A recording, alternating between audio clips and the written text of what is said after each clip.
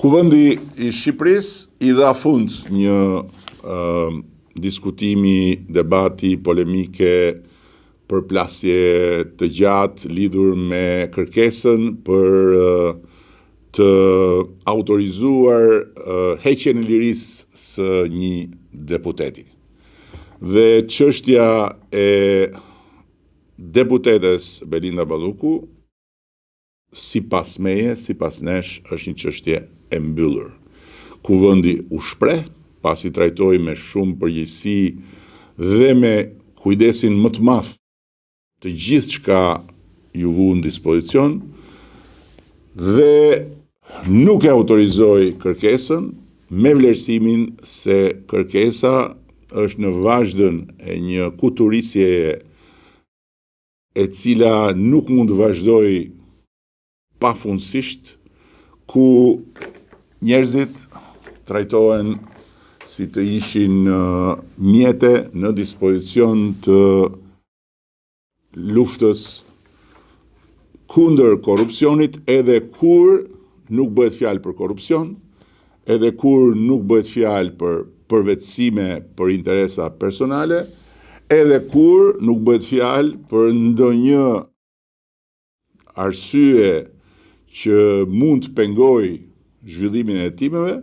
dhe merren edhe futen brenda, duke praktikisht e kthyer Shqipërinë në delen e zezë të Këshillit të Europës, të gjitha vendet të Këshillit të Europës, jo të Bashkimit Evropian, si vendin me më shumë të paraburgosur, pra të kyçur brenda pa gjyq, sesa të burgosur, pra të gjykuar dhe të dënuar. 58% e popullatës që ne kemi sot në sistemin e burgjeve të Republikës së Shqipërisë nuk janë gjykuar, por janë në burg dhe jetojnë me taksat e shqiptarëve në vend se të jetojnë me punën e tyre jashtë burgut dhe të ndiqen në gjendje të lirë. Natyrisht nuk flas për të gjithë, sepse me siguri mes tyre ka dhe nga ata liria të cilëve duhet kufizuar paraprakisht, pasi janë kapur në kushtet e flagrancës, kanë kryer një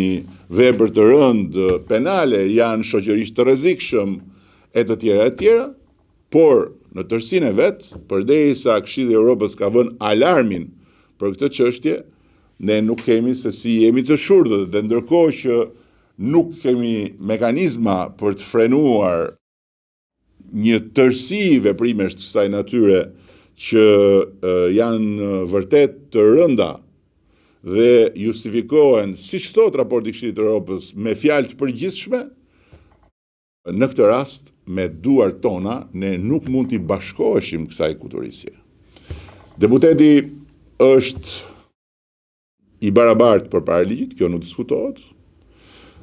Si çdo shtetas tjetër mund dhe duhet hetohet nëse ka arsye për hetim, por liria e deputetit, si e çdo shtetasi tjetër, nuk mund të kufizohet thjesht dhe vetëm me fjalë të përgjithshme apo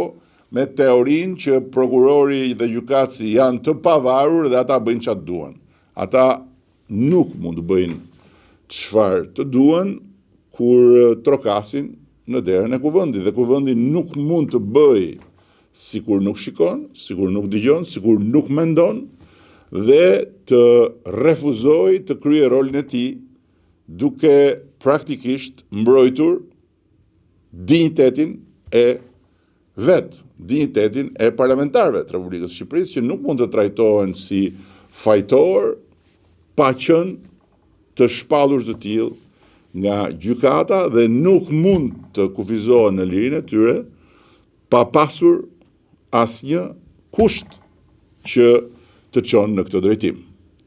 Pra, në këtë rast, siç dihet botërisht, kemi të bëjmë me një çështje ku prokurori ka ngritur me të drejtën e vet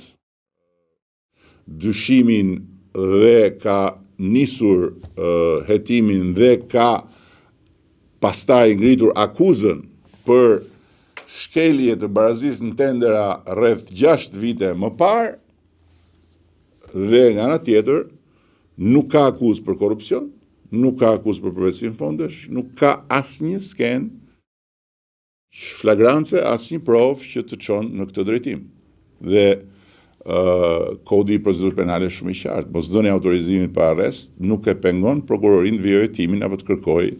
masa tjera. Pra hetimi vazhdon dhe drejtësia nuk pengohet. Nga ana tjetër, deputetja nuk ushtron më asnjë funksion ekzekutiv. E gjithë kërkesa ishte aty kur ajo e ushtronte funksionin ekzekutiv dhe pavarësisht se ajo nuk është më në detyrë, prokuroria vazhdoi të kërkojë të njëjtën gjë, duke harruar se faktikisht nuk kishte asgjë të re që kishte ndodhur përveç faktit që deputetja ishte thjesht një deputete dhe që nuk ka më asnjë kapacitet të ndikojë në asgjë për sa i përket hetimeve. Kështu që e përsëris, arresti si masa më e rëndë e sigurimit do të jetë mjeti i fundit, nuk mund të jetë mjeti i parë. Dhe dua të shtoj këtu se të gjithë ata që vuan kujën për integrimin dhe për antarësimin në Bashkimin Evropian që na qënge kaq afër, keni parasysh, janë po ata të cilët deri në këtë moment predikonin ditë natë se integrimi dhe antarësimi ishin shumë larg. Se integrimi dhe antarësimi ishin një ëndër që unë e shisja për shqiptarët, por që se besoja as vetë. Se ne kur nuk do antarësoheshim në Bashkimin Evropian dhe pa pritur në të gjitha tenxheret u ngritën përpjet kapakët sepse ëndra u prish në çastin e fundit.